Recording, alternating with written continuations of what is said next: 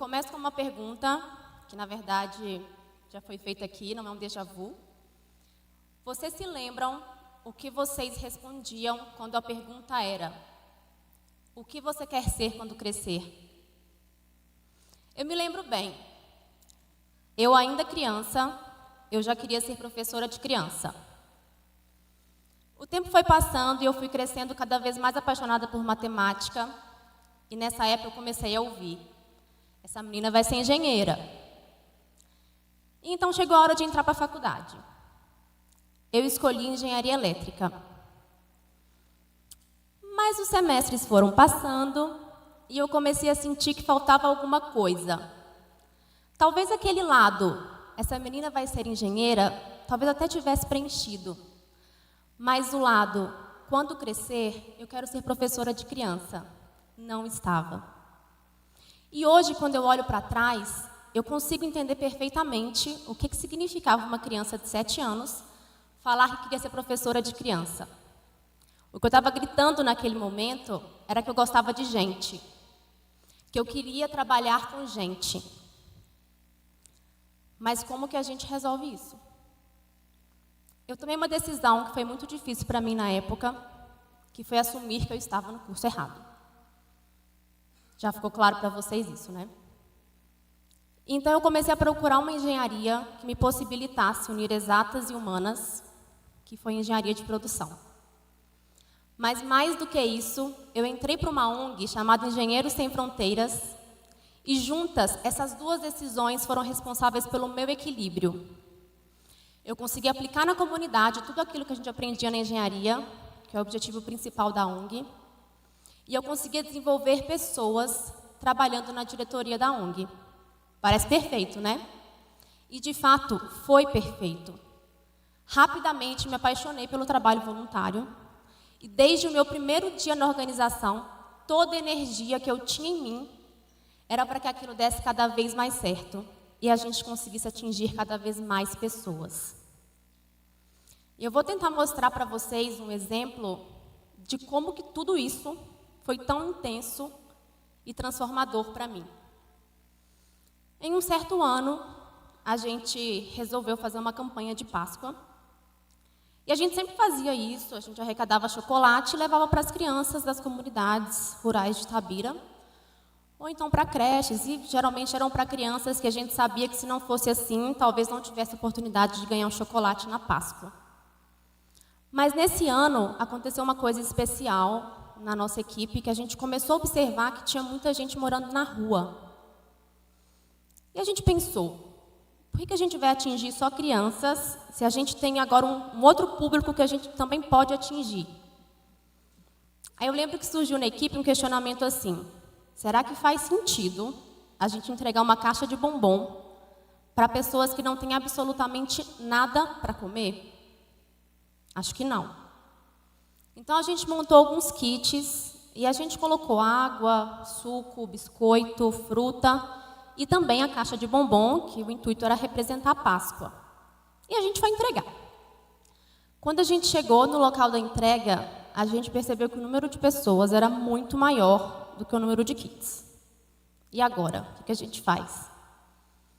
E aí a gente pensou: vamos entregar os kits então só para as crianças e a gente pede que elas compartilhem com as famílias esse kit. Nessa hora eu pensei: gente, as crianças vão pegar o chocolate, não vão dividir e vão entregar só o restante para as famílias. Eu tenho certeza que é isso que vai acontecer. Mas que ingenuidade a minha. Na hora que a gente entregou o kit, eu me lembro que uma das crianças abriu o pacote e a primeira coisa que ela falou foi: olha, tem água. Eu já contei essa história 1000 vezes e todas as vezes que eu conto, eu me emociono. Porque você olhar para uma criança que tinha uma caixa de bombom e uma garrafa de água, e a primeira coisa que ela fez foi pegar a garrafa de água, e ela tomou aquela água como se fosse a última coisa que existisse na face da terra. E aquilo acabou comigo. Eu voltei para casa com uma sensação que não tem palavra no mundo que me permita traduzir. E agora eu pergunto para vocês: quem foi beneficiado nessa história? A comunidade Eu ou meu time? E eu respondo para vocês com toda a convicção, todos nós. E eu acredito que é nesse momento que o engajamento acontece. Quando toda a rede consegue ser atingida e transformada. Mas como que isso acontece na prática? Vamos por partes. Eu coordenei um projeto na ONG, que o objetivo é a gente despertar o empreendedorismo em crianças em situação de vulnerabilidade social. E a gente quer mostrar para elas que a realidade que elas têm hoje pode ser diferente amanhã. Mas isso não significa, em hipótese nenhuma, induzir essa criança a sair da comunidade, muito menos induzi-la a buscar riqueza. O que a gente quer mostrar para ela é que ela pode ser o que ela quiser. Qual profissão você quer ser? Eu quero ser pedreiro, eu quero ser professor, eu quero ser médico, não importa. Desde que você coloque toda a sua alma e todo o seu amor naquilo que você fizer. Vocês conseguem perceber o poder transformador que isso tem? Quando a gente olha com carinho e com cuidado para uma criança, ensina ela certos valores, incentiva ela a sonhar e a realizar os seus sonhos, a gente não está transformando aqui só a realidade dessa criança. A gente está transformando toda a comunidade em que ela está inserida. Porque é nesse momento que a gente começa aquilo que a gente já conhece por corrente do bem. E é nesse momento que toda uma comunidade começa a ser transformada. Tem uma outra transformação que acontece, que é a transformação pessoal. Imaginem vocês uma roda de crianças, de olhinhos pequenos, talvez com muito pouco para viver, mas com o coração cheio de sonhos. Você entrega para ela uma folha em branco e fala para ela assim: desenha qualquer coisa que você sonhe.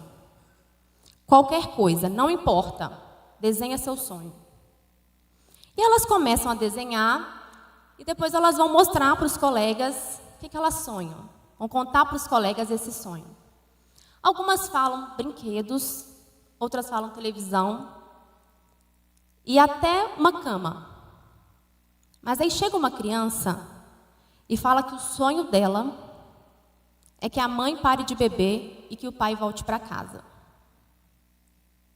Isso mexe com você? Isso mexeu muito comigo. Porque eu vi isso de uma criança que naquele momento estava com uma folha em branco na mão e que ela podia colocar qualquer coisa que ela quisesse ali. Material ou não, existente ou não. Mas foi isso que ela quis. Foi isso que ela sonhou. Tem uma outra coisa que eu acho muito curiosa nesse processo de desenvolvimento pessoal, quando ele vem do voluntariado, é que ele vem de todos os lados. Uma pessoa que talvez cruze o seu caminho apenas uma vez na sua vida e que nunca mais cruze de novo, ela te transforma. E talvez ela jamais saberá disso. E foi o que aconteceu em uma campanha que a gente fez de arrecadação de alimentos, em que a gente saiu pelo centro da cidade pedindo doação de alimentos e depois a gente levou para a zona rural. A gente chegou em uma casa que, por sinal, era muito, muito simples. E a gente perguntou para a moradora se ela aceitava a nossa doação de alimentos. E ela olhou para a gente e falou assim: vocês estão me doando ou me pedindo doação? Aí a gente falou: não, a gente está te doando. Se a senhora quiser aceitar, a gente está te doando. Ela falou: eu posso doar? Eu fiquei surpresa, era a última pergunta que eu esperava ouvir. Eu falei: sim, claro. E ela desceu, pegou um pacote de macarrão, entregou para a gente. Ela falou o seguinte: há pouquíssimo tempo atrás, eu não tinha absolutamente nada para comer. E graças a Deus eu recebi ajuda.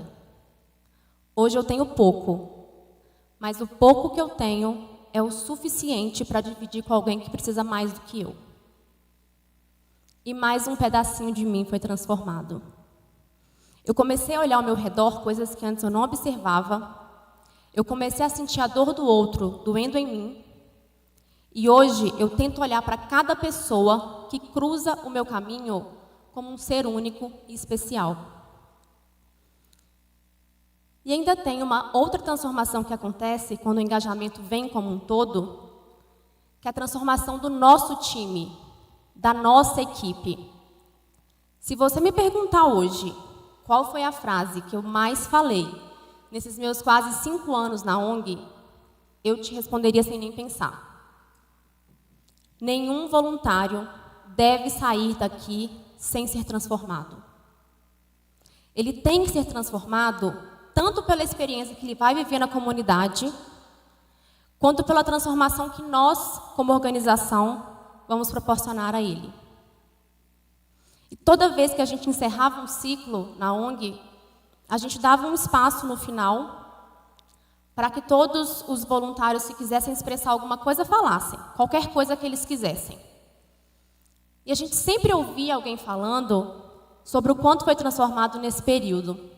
Tinha gente que falava que jamais se imaginava liderando uma equipe e que descobriu que era apaixonado por isso quando teve a oportunidade de coordenar alguma outra equipe. A gente escutava pessoas falando que antes tinham pânico de um microfone, que tinham pânico de falar em público e que descobriram que são apaixonados com isso quando começaram a dar palestras sobre a ONG, ou então quando começaram a falar sobre educação financeira para uma sala cheia de gente. Mas ainda tem uma outra transformação que acontece que enche meu coração de esperança. A nossa equipe começa a incorporar o voluntariado como um estilo de vida. E esse é o ponto. A gente costuma pensar erroneamente que a beleza do voluntariado está só naquelas coisas que são mais difíceis de fazer. Construir uma casa, sair todo dia de manhã para fazer arrecadação de alimentos. Mas não. A beleza do voluntariado está na pessoa em que você se torna. A beleza do voluntariado está em você ceder o seu lugar no ônibus, ensinar para alguma pessoa aquilo que você sabe mais do que ela, olhar para uma pessoa que sente fome e aquilo realmente doer em você e você fazer alguma coisa para ajudá-la. É muito simples. Mas muitas vezes a gente não consegue fazer isso porque a gente não está conectado com o mundo. Já pararam para observar como a gente vive no automático? A gente levanta de manhã, vai trabalhar, volta para casa e no dia seguinte a gente começa tudo de novo. A gente olha para um problema e inconscientemente a gente pensa, isso não é problema meu. Mas quando a gente se reconecta com o mundo, a gente olha para o mesmo problema e a gente pensa, esse problema também é meu. A gente começa a adquirir cada vez mais empatia. Opa! E eu preciso confessar para vocês o quanto eu sou apaixonada por essa palavra. Eu acho que é a minha palavra preferida no mundo. Porque empatia, ela tem um significado muito mais profundo do que a gente pensa. É muito mais do que você se colocar no lugar do outro. É você se colocar no lugar do outro na situação em que o outro se encontra. É diferente de quando a gente fala assim, se fosse eu no seu lugar, eu jamais teria feito isso. Se fosse eu no seu lugar, eu não teria deixado a situação chegar no ponto que chegou. Agora, ativando a empatia. Eu não sei o que eu faria se eu estivesse no seu lugar, vivendo as coisas que você viveu e sendo a pessoa que você é. Mas eu me solidarizo com você e eu estou aqui para te ajudar. Perceberam a diferença? Quando a gente se reconecta com o mundo, a gente passa a entender que eu só estou aqui, eu só existo porque você existe. Eu só sou porque nós somos. Há pouco tempo atrás, me fizeram uma pergunta e me pediram para escrever num papel a resposta para isso. Qual é a sua missão no mundo? E eu pergunto para vocês, qual é a sua missão no mundo? Conseguem responder? Naquela época eu não consegui. Eu pensei, uma frustração me invadiu, mas eu não consegui responder. E eu fiquei pensando, como é que eu não consigo responder? Qual é a minha missão no mundo? Aquela coisa que faz a gente levantar todo dia de manhã. Aquele negócio que a gente chama de razão de ser. Eu não consegui responder. E eu deixei a minha folha em branco. Hoje, um pouco mais madura e tendo vivido um pouco mais de experiências, eu consigo entender por que naquela época eu não respondi essa pergunta. Porque eu acredito que a nossa missão somos nós que fazemos. A sua missão é você quem faz. Ela é a soma de tudo aquilo que você já viveu, com tudo aquilo que você já sentiu e com tudo aquilo que você acredita. Hoje a minha folha não está mais em branco. Eu escrevi nela: minha missão no mundo é transformar positivamente cada pessoa que cruzar o meu caminho e, consequentemente, fazer do mundo um lugar melhor. E agora eu pergunto a vocês, qual é a missão que você quer ter no mundo? Obrigada.